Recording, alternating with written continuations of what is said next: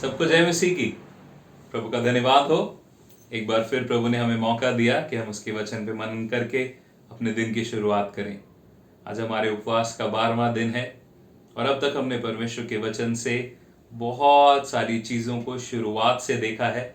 और कल के दिन हमने देखा था कि किस तरह से परमेश्वर ने दानियल की ज़िंदगी में कार्य किया, शद्रक मेशक अबेदनगो की ज़िंदगी में कार्य किया। और उससे पहले हमने देखा था कि इस्राएल के लोग गुलाम बनाकर, बंदी बनाकर बेबीलोन नामक एक राज्य में, एक देश में लेके जाए गए, जिसका राजा नबूकदनेस्सर था।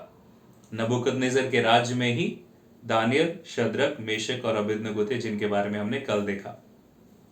अब नबूकदनेस्सर के बाद एक और राजा आया कुछ समय बाद, और उस राजा के समय पे परमेश्वर ने उन्हीं इस्राएलियों की जिंदगी में क्या किया जो गुलाम बना के ले जाए जा चुके थे। उनकी जिंदगी में क्या किया, आज वो मनन है। और ये सुन के आज आप अद्भुत रीति से हैरान ही भी होंगे और आशीषित भी होंगे। तो आइए हम प्रार्थना करें कि प्रभु हमसे बात करें, जो वो कहना चाहता है हम सही रीति से सुनने पाए। आइए प्रार्थना करें। प्यारे अनुग्रहकारी पिता, आपकी महिमा करते हैं परमेश्वर। जितना हम आपके वचन को पढ़ते हैं, जितना हम उससे सीखते हैं प्रभु, हमारा प्यार, हमारा विश्वास प्रभु और बढ़ता जाता है परमेश्वर। धन्यवाद करते हैं प्रभु अपने वचन से हमसे बात करने के लिए। मांगता हूं परमेश्वर पिता कि आज का मनन परमेश्वर हम सब के लिए एक बड़ी आशीष का, एक बड़े विश्वास और आनंद का और आशा का कारण बने परमेश्वर। आप कृपा करें, आप अनुग्रह करें परमेश्वर पिता, और आपकी महिमा हो प्रभु। आज के मनन को पवित्र आत्मा आप अपनी अगुवाई में चलाएं। प्रभु यीशु मसीह के पवित्र नाम से मांगते हैं, आमीन।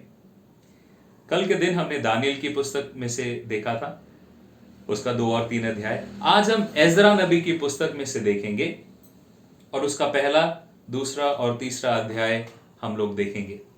अब एजरा नबी की पुस्तक में इसके पहले अध्याय, दूसरे अध्याय और तीसरे अध्याय, तीनों के पहले पहले वचन को मैं पढ़ूंगा। आप फिर एक बार मैं कहना चाहता हूं कि जरूर इन पूरे अध्यायों को पढ़ें। अगर आप खुद नहीं पढ़ सकते, किसी को कहें कि वो आपको पढ़ के सुना दे। और इसका सिर्फ सार या कुछ अहम बातें जो हमारी कड़ी को जोड़ते हुए लेके आ रही हैं। हम पुराने नियम को खत्म करते हुए अब नए नियम की ओर बहुत जल्द बढ़ने वाले हैं, क्योंकि ये 40 दिन के उपवास खत्म होने से पहले तक हम उत्पत्ति से लेके प्रकाशित वाक्य तक पूरी बाइबल में से जो अहम कड़ियां हैं उनको देखते हुए जाएंगे। ठीक है, तो इन पे जरूर अपने व्यक्तिगत मनन में जरूर इन पर मनन करें। एजरा की पुस्तक, उसका पहले अध्याय का पहला वचन। फारस के राजा कुस्रू के पहले वर्ष में यहोवा ने फारस के राजा कुस्रू का मन उभारा कि यहोवा का जो वचन यिर्मयाह के मुंह से निकला था वह पूरा हो जाए। इसलिए उसने अपने समस्त राज्य में यह प्रचार करवाया और लिखवा भी दिया। दूसरा वचन कहता है, फारस का राजा कुस्रू यूं कहता है, स्वर्ग के परमेश्वर यहोवा ने पृथ्वी भर का राज्य मुझे दिया है, और उसने मुझे आज्ञा दी कि यहूदा के यरूशलेम में मेरा एक भवन बना। अब तीसरे वचन में लिखा है, उसकी समस्त प्रजा के लोगों में से तुम्हारे मध्य जो कोई हो, उसका परमेश्वर उसके साथ रहे, वह यहूदा के यरूशलेम को जाकर इस्राएल के परमेश्वर यहोवा का भवन बनाए। जो यरूशलेम में है वही परमेश्वर है। हालेलुया। ये एक राजा है जो विश्वासी नहीं था, परंतु इसने अपनी जिंदगी में परमेश्वर के अद्भुत एक बहुत बड़े कार्य को अनुभव किया कि ये इस्राएली लोग जो गुलाम बना के ले जाए जा चुके हैं, परमेश्वर ने एक राजा को जो उस इलाके पे राज्य कर रहा है उसके मन में डाला कि तू इस्तेमाल होगा अब, कि तू अपने पूरे राज्य में ये बात फैला, ये आज्ञा दे कि जो भी इस्राएली लोग हैं यहां पर वो जाएं, मेरी आशीष के साथ जाएं। राजा कह रहा है ये कि आप सब खुशी से वापस यरूशलेम जाए। इतिहास में कोई देश ऐसा नहीं हुआ जो इस रीति से अलग अलग देशों में गुलाम बनाया गया पर फिर वापस लेके आया। क्यों वापस लेके आया? क्योंकि परमेश्वर ने वायदा किया था। वो अपने वायदे पे अटल रहने वाला परमेश्वर है। प्रभु का हर एक वादा हमेशा पूरा होगा, ये याद रखें। अब ये राजा ने कहा कि जो इस्राएल के लोग हैं वो सब वापस अपने देश में जाएं। दूसरे अध्याय के पहले वचन को सुने। एजरा दूसरा अध्याय पहला वचन, जिनको बेबीलोन का राजा नबूकदनेस्सर बेबीलोन को बंदी बनाकर ले गया था, उनमें से प्रांत के जो लोग बंधुआई से छूटकर यरूशलेम और यहूदा को अपने अपने नगर में लौटे वो ये हैं। ये वही लोग हैं जिनके बारे में हमने देखा था कि ये परमेश्वर के साथ ईमानदारी से नहीं चले, अब गुलाम बना के ले जाए जा चुके हैं, बेबीलोन में गुलाम बना के ले जाए गए। और हमने देखा था कि इस्राएली लोग गुलाम क्यों बने, बंदी क्यों बनाए गए।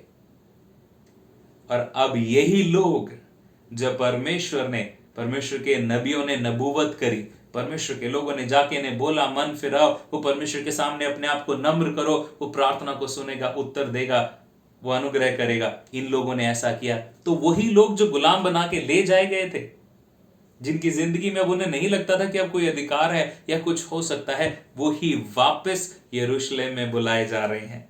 और यहां पे पूरा वर्णन है कि किस किस घराने के कितने कितने लोग, पूरे दूसरे अध्याय में सिर्फ नाम ही नाम है, कितने सारे लोगों के नाम हैं जो गए थे और फिर वापस बुला लिए गए हैं। तीसरे अध्याय का पहला वचन सुने। जब 7वां महीना आया और इस्राएली अपने अपने नगर में बस गए तो लोग यरूशलेम में एक मन होकर इकट्ठे हुए। तब योसादाक के पुत्र यीशु ने अपने भाई याजकों समेत शलतियाल के पुत्र जरुब्बाबिल ने अपने भाइयों समेत कमर बांधकर इस्राएल के परमेश्वर की वेदी को बनाया कि उस पर होम बलि चढ़ाएं, जैसा कि परमेश्वर के भक्त मूसा की व्यवस्था में लिखा है। अब ये लोग वापस आए हैं और परमेश्वर के लिए एक वेदी को बना रहे हैं। इस अध्याय में जब आप आगे पढ़ेंगे बड़ा सुंदर एक चीज आती है कि ये कई लोग इसमें जवान हैं, पर कई लोग वो हैं जिन्होंने पहली वेदी को भी देखा था। जब नबूकदनेस्सर आया, इसने यरूशलेम में जो मंदिर था उसको तोड़ा, उसके खंभों को गिराया, उसमें से जो सामान था वो सब लूट के ले गया। अब ये लोग वहां पर चले गए, वहां से वापस आ रहे हैं और दोबारा वो वेदी को बना रहे हैं। बड़ा शोर था, बड़े ढोल नगाड़े बज रहे थे, लोग बड़े आनंदित थे कि हम अपने परमेश्वर के लिए मंदिर को बना रहे हैं, उसके भवन को दोबारा बना रहे हैं। पर उसमें कुछ लोग वो भी थे जो रो रहे थे। ये वचन कहता है कि आखिरी के तीसरे अध्याय के जो आखिरी कुछ 2-3 वचन, उसको ध्यान से सुने, बहुत सुंदर वचन है। परंतु बहुतेरे याजक और लेवी और पूर्वजों के घरानों के मुख्य पुरुष, अर्थात वे बूढ़े जिन्होंने पहला भवन देखा था, जब इस भवन की नींव उनकी आंखों के सामने पड़ी तो वो फूट फूट कर रोने लगे। और बहुत सारे और लोग आनंद के मारे ऊंचे शब्द से जय जयकार कर रहे थे।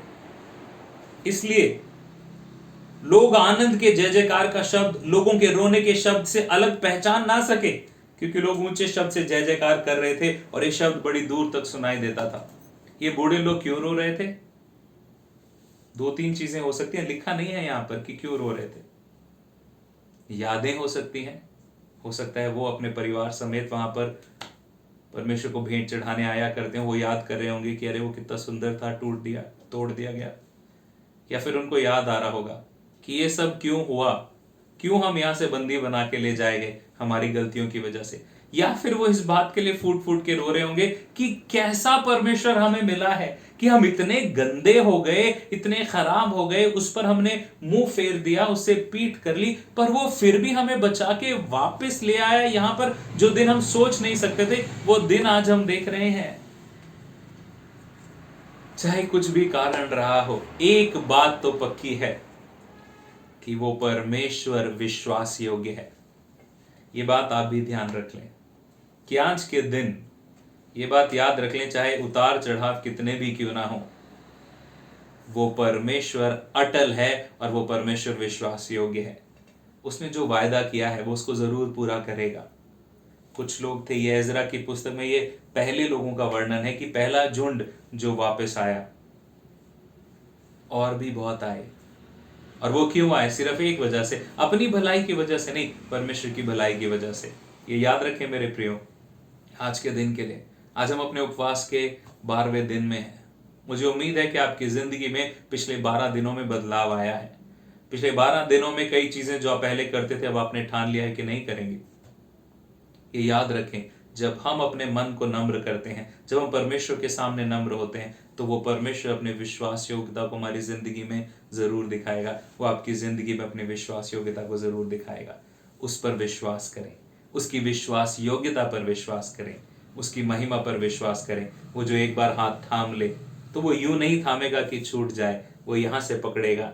चाहे हम कमजोर भी पड़ जाएं, वो पकड़ के रखेगा और अपने मकसद को हमारी जिंदगी में पूरा करेगा, आपकी जिंदगी में पूरा करेगा। प्रभु आपको बहुत अच्छी आशीष दे। आमीन।